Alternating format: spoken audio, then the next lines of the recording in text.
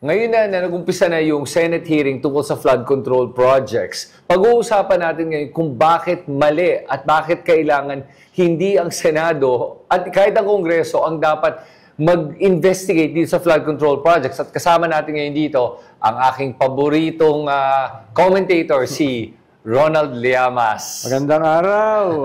Ito na naman tayo.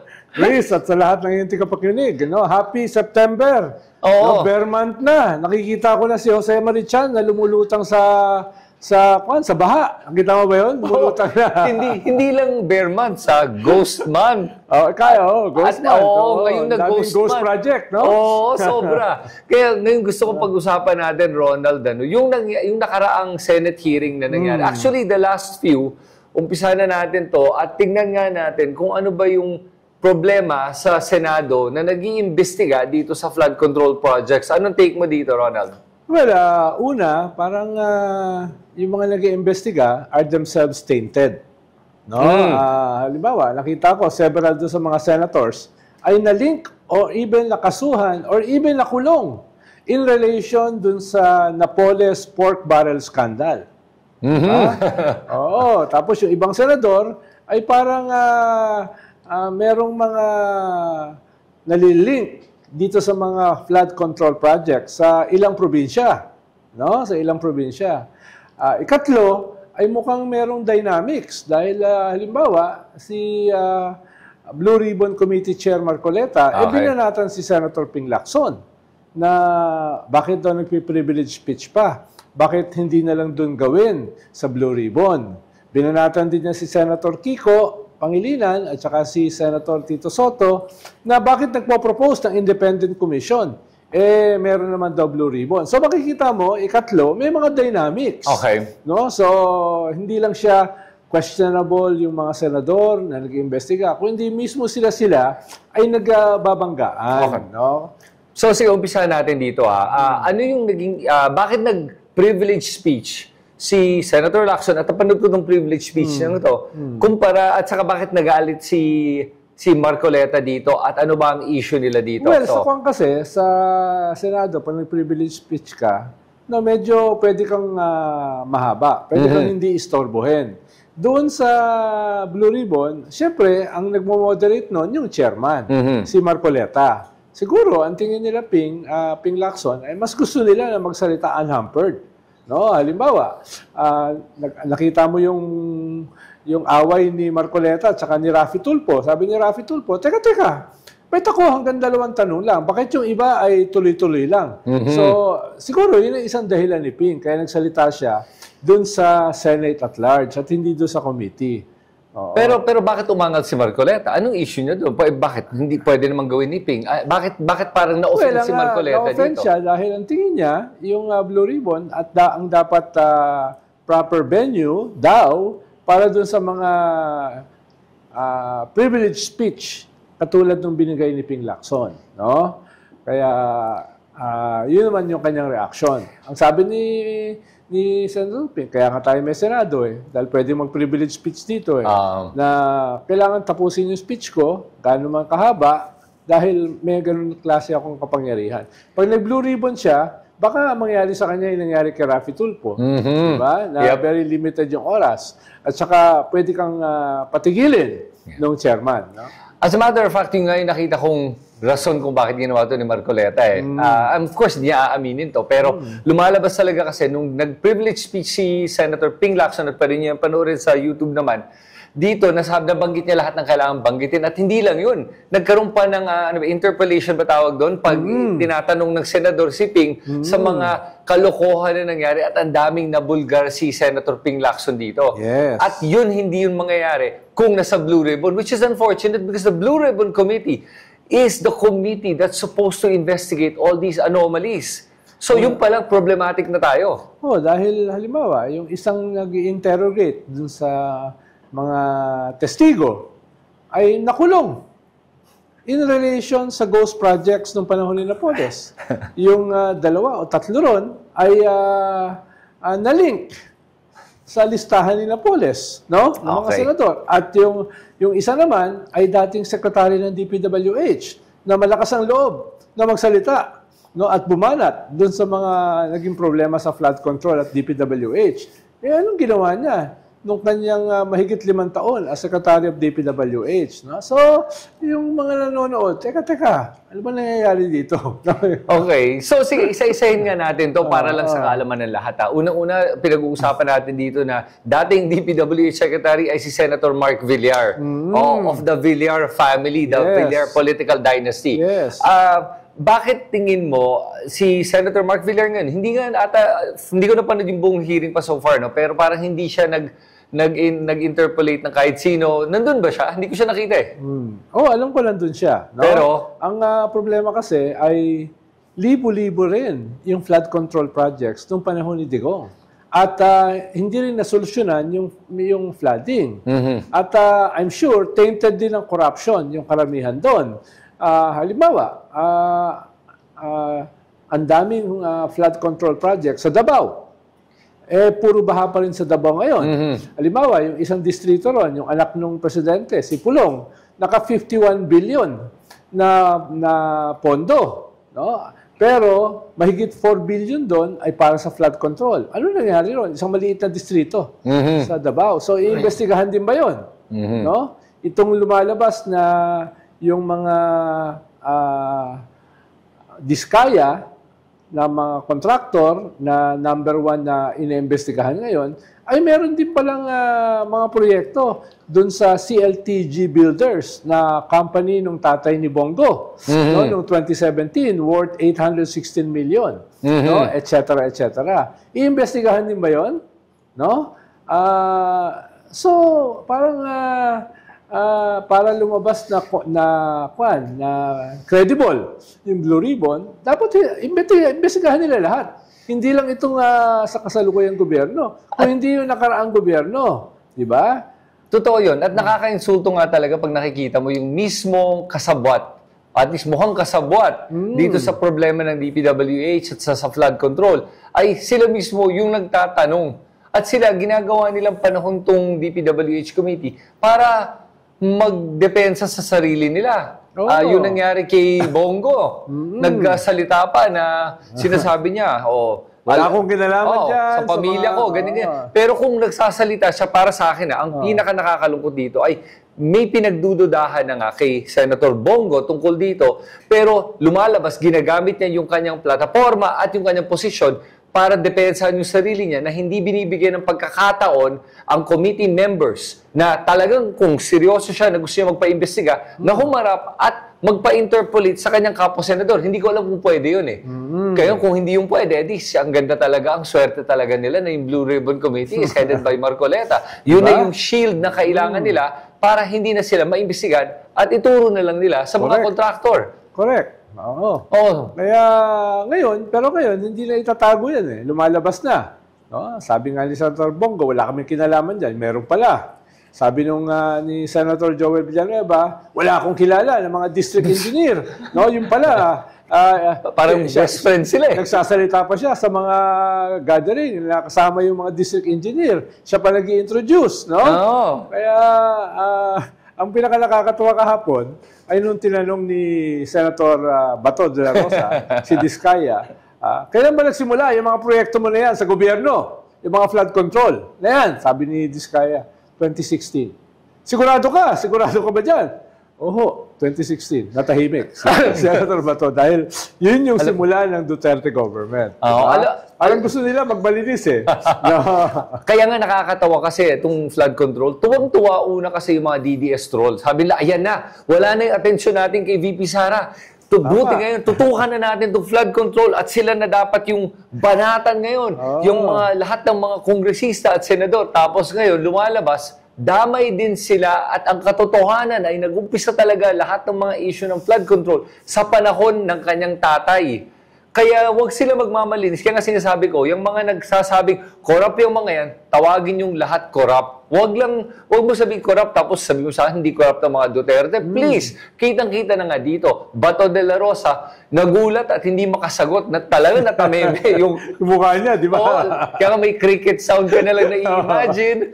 lalagyan ko, gagawa ko ng meme nga tungkol dito eh. Meme doon ngayon. Ang dami kasi talagang, alam mo kaya nga sabi ko sa'yo, Ronald, itong Senado natin talagang circus show to. Ito na yung season 2 ng Senate Circus. At mas malala kasi ngayon may mga bago ka nang dinagdag ng mga characters tulad din ng Marcoleta ngayon. Nandiyan siya na. Correct. Oo, kaya ngayon na nakikita kong problema, yung kay Bongo, for example. Tama yung sinabi mo. Kasi actually, ginagamit ko nga, binasa ko to sa Facebook ni Morning Coffee Thoughts. Magaling to na na vlogger na nag-iimbestiga sa mga ganitong bagay.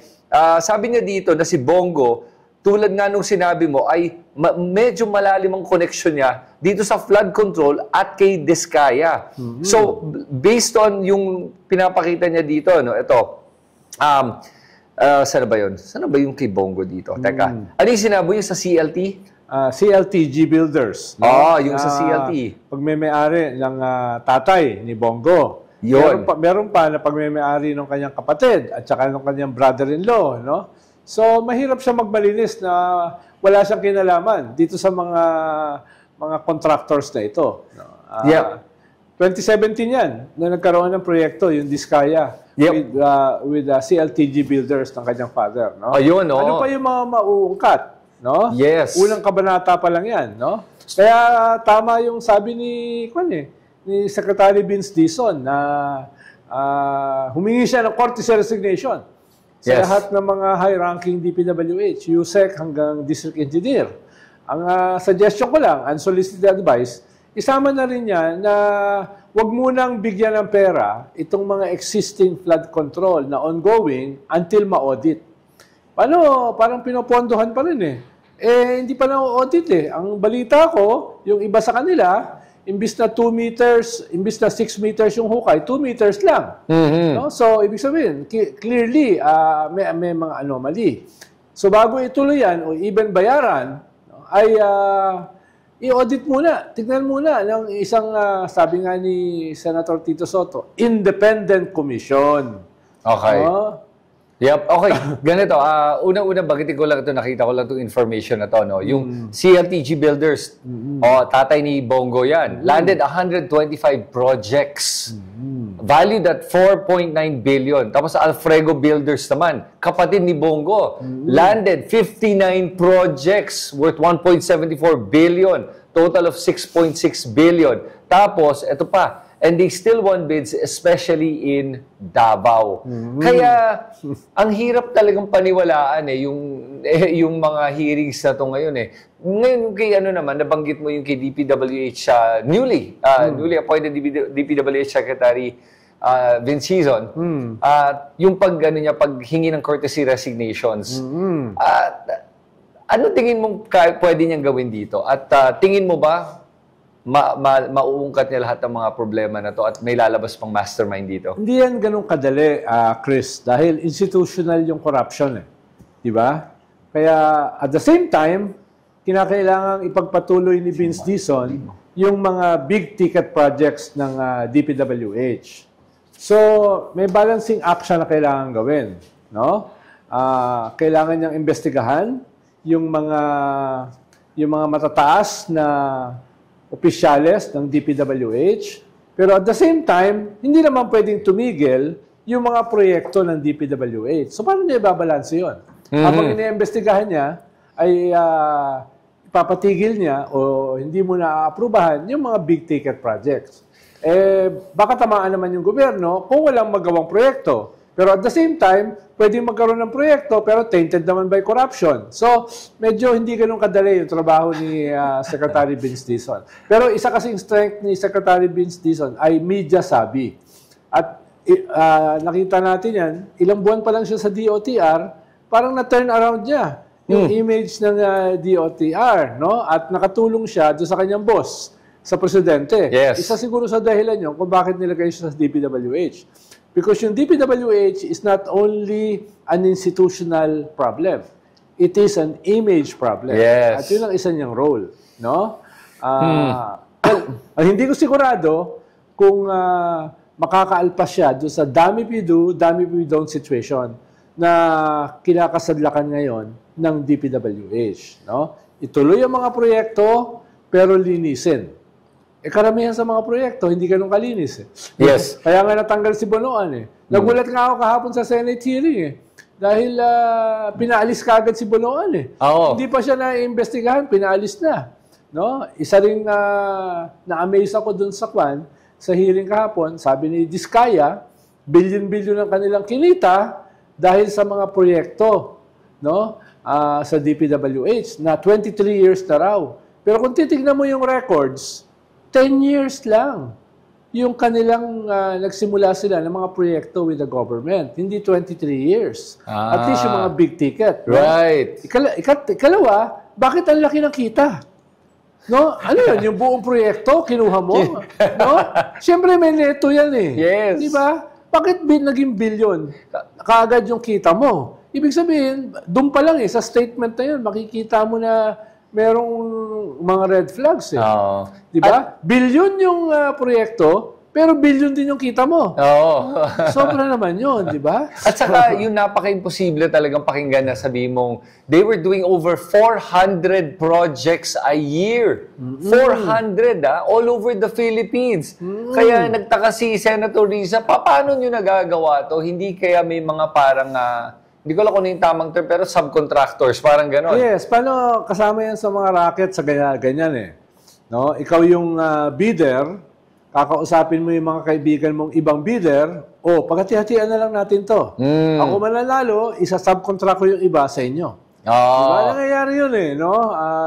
Lalo na yung malalaki. Yeah. Yung malalaki, kaya ko mag-bid dito dahil ako yung pinakamalaki, wag na kayo mag-bid, no? Tapos bibigyan ko na lang kayo ng subcontracting. Aambunan ko kayo. Yes. So, sobrang liit, kaya ganyan ang mga proyekto lumalabas ngayon. Yes. So, pabawas ng pabawas, no? Katulad nga nung nakita mo ba yun? Yung video ni Dolphy. Yes. Nakita Si Van Dolph, yung kanyang anak. Yep. No, kunyari, kontraktor, yung kanyang anak. Sabi nung tiga-gobyerno, magkano bid mo rito? Sabi ni Dolphy, 1 million. Bakit? Ako nagagawa na lahat. No? Para wala na masyadong middleman. Sabi nung isa na contractor, 6 million. Sabi nung iba ay 11 million. Sabi nung isa, si Bandol, 23 million, 26 million, no? Sabi niya, ang laki naman. Hindi, yung ganitong milyones sa'yo. Yung ganitong milyones dito, no? Yung ganitong milyones sa akin. Tapos, tinanong si Dolphy, magkano ang mo? Magkano ang bid mo? 1 million. O sige, sa'yo ko na ipapagawa. Yun nga eh, the irony of it. Ganun ang sistema, di ba? Yun yung joke dapat yun, pero ang joke talaga is yun ang katotohanan. Joke yun na totoo. Diba? Yun na nga, may pinanggagalingan talaga. May alam na pala sila kahit dati pa, no? Pero yung ngayon ang sa akin, yung pinaka-comedic part nung Diskaya interpolation, yung kay Jinggoy. Kasi nakakatawa nga nakakatawa at nakakalungkot din na yung nag-i-interpolate mismo na nagsasabing nakakadiri kayo, ay siya mismo ay tainted. Siya mismo. Nakulong nga eh. Nakulong nga, di ba? At ongoing yung kaso. Sa Sandigan Bayan, di ba? Kaya yung sa akin, pero interesting yung dynamics sa inyo, no? Kasi sasabi ni Senator Jinggoy na, grabe ka, nakakahiya ka sa ginagawa mo, billion-billion, ganun maraming mga kotse mo, pero tinitignan... Na-touch ka ba? Na-touch ka? Na-offend ako. Para akong na-rape nun eh, nung pinapanood ko, sabi ko, ano ba yan? Kaya nga, okay yung suggestion ni Senator Kiko Pangilinan at saka ni Senator Tito Soto, magbuo ng independent commission na sinuportahan ni bagong talaga na DPWH Secretary Vince Dizon. Sabi niya, the way to go. Independent commission talaga. Diba? Iimbestigahan mo yung sarili mo. Kayo nga, yung mga tao nga doon ng ang nakakasuhan sa corruption. Hindi ba dapat ang ombudsman ang gumagawa nito? Yes, pwedeng ombudsman din. Pero wala pa yung ombudsman eh. No, nag-i-interviewhan pa lang ngayon eh. Di mo alam kailan ma-appoint. Meron kang acting. Pero baka yung acting ayaw gumalaw. Yes. Dahil nga acting lang siya eh. Oo. Pero pwede naman yung sabay eh. Gagawin ng ombudsman, gagawin ng Blue Ribbon, gagawin ng independent commission. Yung independent commission naman, wala naman yung power para mag-try eh. Pwedeng sila yung magbigay ng impormasyon based sa kanilang kwan. Yun. So yun lang ang purpose, kasi sabi investigation, independent, wala para lumabas talaga lahat ng katotohanan, even without charges being filed, pero at least meron na yun, and then that information can be used by the new ombudsman or whoever. Pero, I mean, historically, Ronald, sa akin, may tiwala pa ba ako? Ako wala akong tiwala na sa mga ombudsman. Actually, except nga, tama ka. Nung panahon ni Pinoy, may nagawa yung ombudsman. Si Carpio Morales. Yes. Pati nga si Pinoy, pina-imbestigahan. Pero ngayon, afterwards, wala na talaga eh. Walang pag-asa ako wala na akong tiwala sa mga institusyon natin sa gobyerno dahil nga, wala namang nakukulong. So, anong gagawin natin ngayon? Ano ang pwedeng gawin ng ating taong bayan ngayon, moving forward sa mga nakikita natin dito? Well, crucial ang taong bayan. Halimbawa, kung maalala mo, 12 years ago, yung Million People March, siya yung nagalit doon sa Napoles scandal. At eventually, ang naging resulta, naging illegal ang pork barrel. Ang problema, sobrang galing ng ating mga politiko, binago nila. Ginawa nilang dredging, ginawa nilang flood control, yung hindi nakikita. At mas malaki pa. Diba? Pero ang sinasabi ko lang, kita mo yung outrage ng tao, pumunta sa Luneta, na-pressure ang gobyerno, na dineklarang illegal ang pork barrel. Talagang tinanggal at pinakulong. Yes. Isang dating Senate President, 2 senador, yung contractor, si Napoles, at iba pa, pinakulong. No? So, ibig sabihin, nangyari. Baka pwedeng mangyari uli. Ikalawa, tignan mo yung nangyayari sa ating kapitbahay. Sa Indonesia. Diba? Walang yan yung tinaasan lang yung kanilang mga allowance. Housing allowance, yung mga sahod nila, no? Nagkagulo na. Nagkagulo, no? Sinunog yung ilang mga government agencies, no? Nilusob yung mga bahay ng mga members of parliament na nakita nila na sobrang malaki yung discrepancy sa kinikita at saka yung kayamanan. Di ba? Ang dami palang mga collection ng mga Spider-Man, no? Di ba? Kita mo hanggang ngayon, papatuloy. Diba? At kabataan. Puro mga kabataan yung lumulusob. Atras yung mga pulis. Atras yung mga tangke. Di ba? Kahit may mga ilang namatay, tuloy-tuloy yung outrage ng mga tao. At yung Indonesia ay mas mataas sa atin ang kaunlaran. Kung sila high middle income country, tayo ay middle income lang. No? So, ibig sabihin, mas mataas ang kabuhayan yan, pero tinaasan lang ng mga kongresista nila ang kanilang mga sahod at mga benepisyo, nagbala na yung tao. Grabe, no? Yung kanilang, hindi namin papayagan yan. Yung outrage nila, di ba? Pero ngayon na nakikita kong problema natin dito, no, ay sigurado ko na lalong gagalingan pa ng ating mga politiko para magtago ng kanilang mga kayamanan at mga ninanakaw. Yun ang pinoproblema. Kasi magaling na nga sila magtago ngayon eh. Yun ang kanilang skill set eh. Totoo yung skill set eh. As a matter of fact, most people don't know ano ba yung lakaran kung paano mo tinatago yung pera at para hindi ka maimbestiga. Even yung pagkukuha ng cash. Kaya kadalasan, itong mga transaksyon na ginagawa sa gobyerno ay cash. Diba? Para walang mga money trail. Kasi cash lahat yan eh. Kaya, by the way, babanggitin ko, kaya napansin ko, yung mga may ibang senador dyan, ang tapang na sabi, sige, i-check mo. I-check mo dahil alam na nila yung lakaran eh. Alam nila kaya hindi sila takot. Alam natin yon. Pero, in spite of that, pwede mo pa rin investigahan yung bahagi ng kanilang kayamanan. No? Halimbawa, pag nilabas na yung SALN, basta ngayon ay hindi pa pwedeng ilabas dahil doon sa previous ombudsman. Pero I'm almost sure, yung susunod na ombudsman, pwede lang ilabas yan. Pero mo, hindi pwedeng ilabas yung SALN mo unless ikaw mismo ay pumayag. Kaya nga eh. Saka nakakita ng ganong klaseng sistema. Yun nga ang purpose ng SALN eh. Dapat nga sa publiko yun. Nung panahon namin. No? Annually, naglalabas kami ng SALN at lumalabas sa lahat ng dyaryo. Para makita yung talagang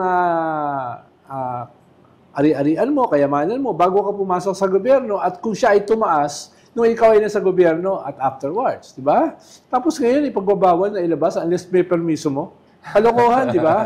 Pero ngayon, tingin ko, yung susunod naman ay baka i-reverse na yan. So, yun yung una, SALN.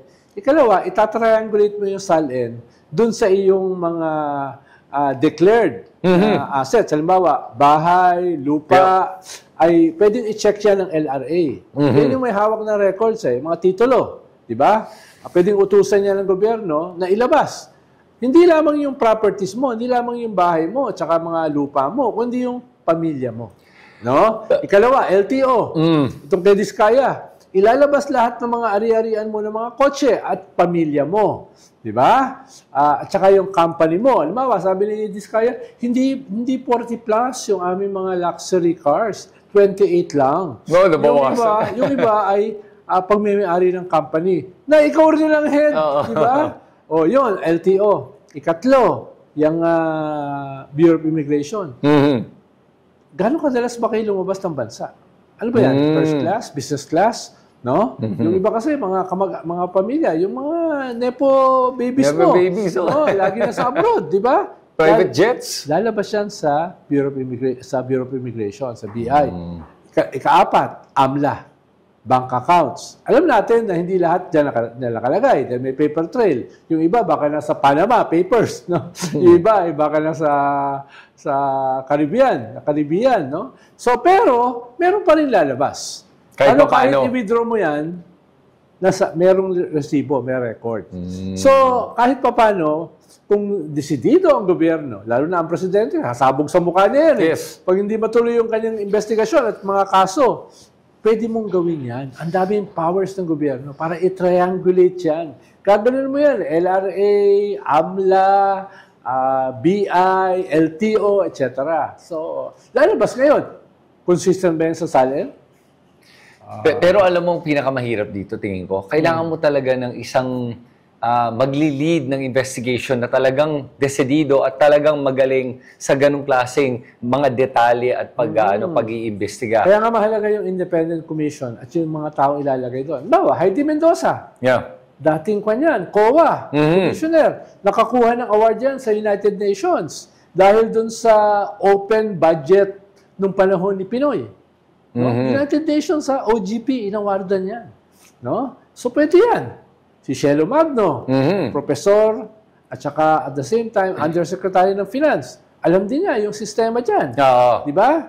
O pwedeng si Diwa Gunigundo, no? Yung kapatid niya na nasa Central Bank dati, nalabas-labas ang article tungkol dito sa corruption. Pwedeng yung Kristan, di ba? Magaling sa kanya, Bitcoin, at saka sa iba pang mga negosyo, at saka may media sabi. So, sabihin mo, iba-ibang mga muka. Diba? Iba-ibang mga muka. Itong skill set ito, pero pag pinagsama mo, kumpleto yung litrato. Tama. Yung gano'n, wag na yung Ronald Llamas. Pan yun suicide bomber yun Sama dyan, no? Baka mataint yung investigation. Baka masyado magkagulo. Pero kung gano'n, may isa kang hindi nabanggit dito na binanggit ko nga nag-usap kami ni Richard na isa pang paraan kung paano nagma-money laundering na hindi sa pamilya, sa mga kabit. Kasi mahirap sa kabit dahil wala kayong legal connection. Ang bilis ibigay yung kondo, pera, negosyo. Pero kung alam mo kung sino, pwede rin pa-imbestigahan yon. Pero alam mo kung sino, pero ang mahirap lang kasi is yung legal connection, yung sa papeles. Pero may ipit kasi yun imbestigahan siya, nagbabayad ka ba ng tamang buwis? Saan mo pinukuha itong perang ito? Kung hindi mo masagot, no? Wala ka namang hanap buhay, pero ang dami mong ari-arian, questionin ng BIR yun. BIR naman ang gagamitin mo, tax evasion.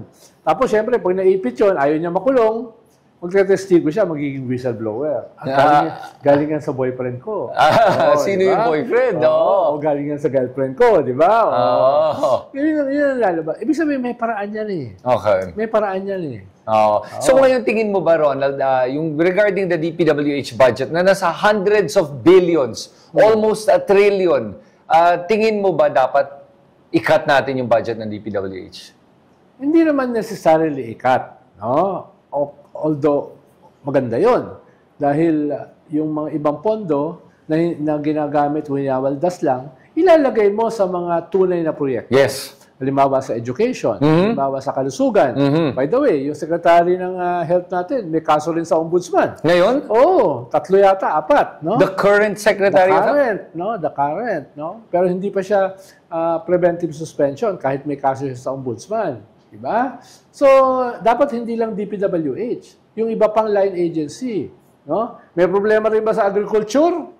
Hindi ko pa natignan yun. May problema rin ba sa sa tawag dito sa Department of Health, no? Sa DepEd, no? Yung mga yan, malalalim ang sindikato dyan. Tapos, babanggitin ko din, may nakalimutan kang isang ahensya na kailangan tignan, yung pinakamalaking sindikato sa lahat. Mas malaki pa ata kaysa sa DPWH. Ano yun? Customs.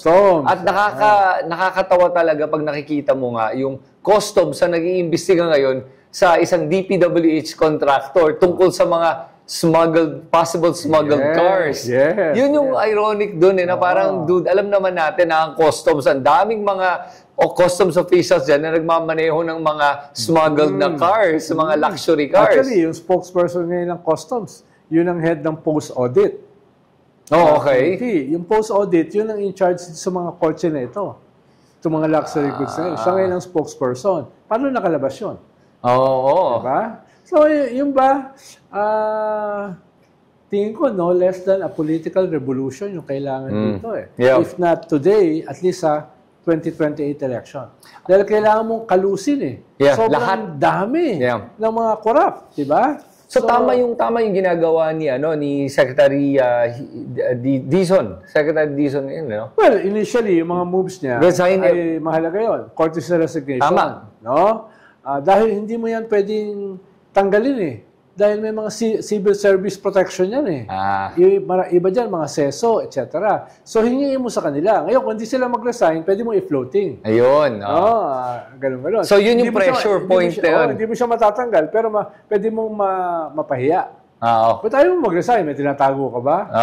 Paano may kanya hindi ganun kadali. Dahil meron ng civil service protection yung mga yan. Okay. So, if Vince Dizon is successful with this, grabe, ang bango niya ngayon. DOTR siya. Tapos yung successor sa DOTR ay yung kanyang USEC. No? Tapos nandito siya sa DPWH. Mga kanya, malalaking ahensya yan. No? At saka, ang babanggitin ko dito, sana kung magawa nga ito ni Secretary Dizon, and I'm hoping na may magawa siyang maayos dito. It would look good on him. It would look good on the BBM government. Yes, oo. Kaya nga, tingin ko, kung siya masusunod, ayaw niya yan eh. Pero dahil inutusan siya ng kanyang boss, ng presidente, kaya niyang tanggapin. Pero hindi ganun kadali yan. Dahil institutionalize yung corruption. No? Tapos ikalawa ay medyo complicated yan dahil iimbestigahan mo tapos kakasuhan mo. Kaya mo bang gawin yan in 2 years? Yep. Dapat gawin mo yan in 2 years dahil yung third year, election na. At hindi lang yun. Hindi lang yung kakasuhan. Then you have to create the institutional reforms na maglalast hanggang sa susunod. Kasi kung hindi gumagawa itong institutional reforms na to in 2 years, that's a tall order, paano pagdating ng 2028? Di umpisa na naman, happy days are here again para sa mga corrupt. Yung ating sistema kasi, ikalawang pinakamalaking departamento ang DPWH, no? Yung skandalo nga nung 2025 budget ay mas malaki pa sila kaya sa DepEd. Labag sa Constitution. Anong ibig sabihin yan? Pag yan ay natigil, then yung government spending mababawasan dramatically. Ang nag-feed ng ating economy, 3. Remittances abroad, consumption, government spending. Pag nabawasan yung government spending, tatamaan yung ekonomiya mo. So, paano mo babalansihin yun? Na hindi mababawasan dramatically yung spending ng DPWH, pero nililinis mo. No? Nililinis mo. Paano mo gagawin yan in 2 years? I love that question. No? I love that question. At magbibigay ako ng aking suggestion para dito.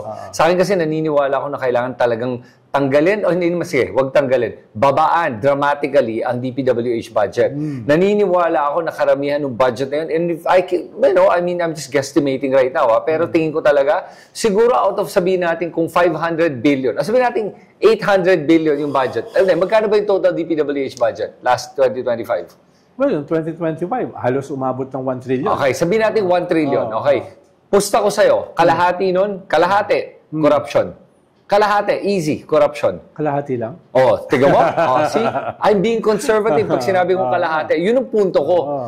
Even conservatively, I'm saying half. Kasi kahit naman nakita mo nga, bago kay panahon ni Duterte, it was not even 500 billion eh. Parang maliit lang ng total budget na to eh. Ngayon nasa almost 1 trillion. Ang punto ko dito ay kaya mong i-cut yan to half at least. Tapos yung half na yan, o sige, sabihin natin we keep the budget. Ilagay mo yan sa mga maaayos na proyekto. Mga proyekto that will actually improve productivity, improve the workforce, improve knowledge, improve health, so healthcare, education, tapos sa proper infrastructure. Ang sinasabi ko nga, kung ilagay mo lang, hindi ko alam kung magkano magpagawa ng National Railway System, sabi mo ng 200 billion. At least yun, productive yun. At kukonektado mo lahat ng Pilipinas. Hindi tulad ng mga flood control na walang kwenta talaga.